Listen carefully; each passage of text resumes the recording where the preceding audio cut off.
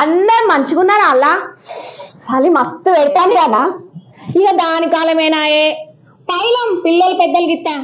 అదో నీకు ఈడ మాట్లాడుతుంటే గట్టెట్ట చూస్తాడు. ఓ మాధవన్న నమస్తే. ఏం సోచరిస్తున్నావన్నా గంతగానం? ఏం లేచలే ఫోన్ చాయించుడు ఏం లే. మనము ఉరికి ఉరికి పోయి గుద్దినాం కదా, ఓట్లు గెలిపించుకున్నాం కదా కాంగ్రెస్ వాళ్ళను. రేపటి దినం ఎట్లా అని ఫోన్ చాయిస్తానా. రేపేమైతుందన్నా? రేపంటే రేపు రాదు, రాంగా రాంగా మన బతుకులు ఎట్లయితాయా అని.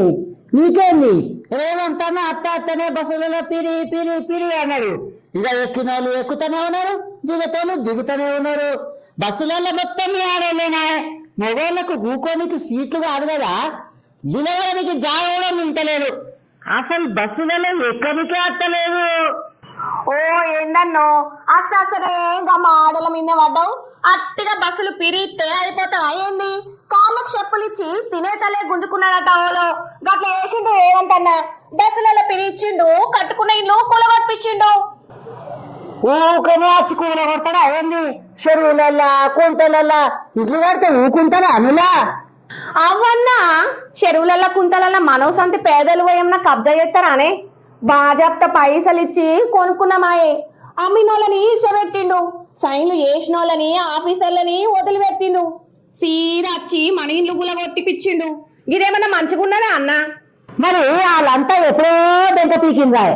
వాళ్ళు వేడ దొరుకుతారు, ఆయా ఇండ్లలో ఉన్నోళ్ళు దొరికిండ్రు, ఇల్లు కూడా కొట్టిస్తున్నారు. అయినా కూడా ఆడ ఆడమని ఇస్తాడే కదా ఇల్లు. ఇస్తాడు. ఈడ లచ్చలు ఇండ్లు కూలగొట్టి అందరినీ తీసుకురేగా డబల్ బెడ్రూమ్ ఇళ్ళలు ఇస్తే ఎట్లా లెక్క అవుతుందన్నా? మరి ఏం చేస్తాము? రుంజాడుగా మీకు ఆడున్నది గట్ల అంటే. మా ఊళ్ళలో జనము అడగాలంటే చిన్న కథలున్నాయా? గదేందన్నా, కాంగ్రెస్ అంటేనే రైతుల సర్కారాయే.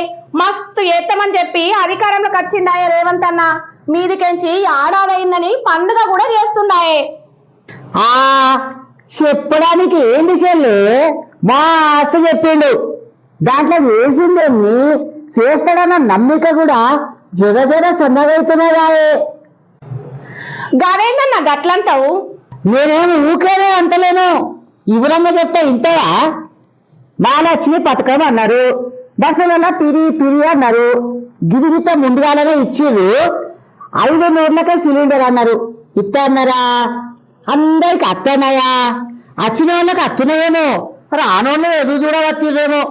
రైతు భరోసా అన్నారు, ఈయన నీకు గీమొచ్చట కూడా మస్తు ధైర్యంగా ఉన్నది. కానీ భరోసా వచ్చిందా? మరి అత్తదేమో ఎదురు చూద్దాం. రుణమాఫీ, రుణాలున్నాయి, మాఫీ సంగతి పరమాత్మకి ఎరక. రైతు అంటే ఏను భూమి విత్తనం పెట్టి పంట మొలకలు వచ్చేదాకా ఎదురు చూసేటాడు. ఇది కూడా గంటనేసేయండి. మరి ఓట్లేసి గెలిపించుకునే గవర్నమెంట్ కదా, అన్ని చేసేదాకా అసలు ఎదురు చూడదా? ధరణిని భూమాత వేసింది. ధరణి అన్నా భూమాత అన్నా మన అమ్మనే. పేరు ఏదైతే ఉంది కానీ మంచిగా మన పనులు అయితే చాలు.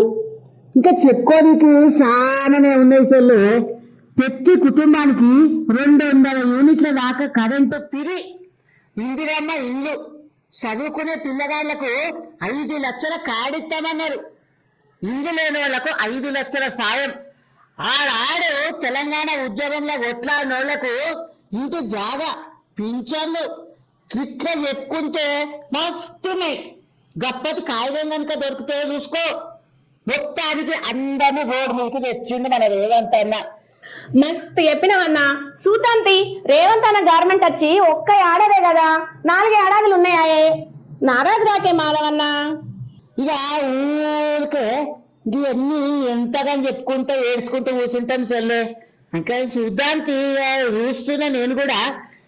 మనం మళ్ళా మళ్ళా వద్దాము, ఇట్లనే మాట్లాడుకుందాము, తెలుగు మంచి ముచ్చట్లు కూడా మాట్లాడుకుందాము. అత్తే చెల్లె మళ్ళా నీకు బస్సు పోతుంది, పోతావా మళ్ళా?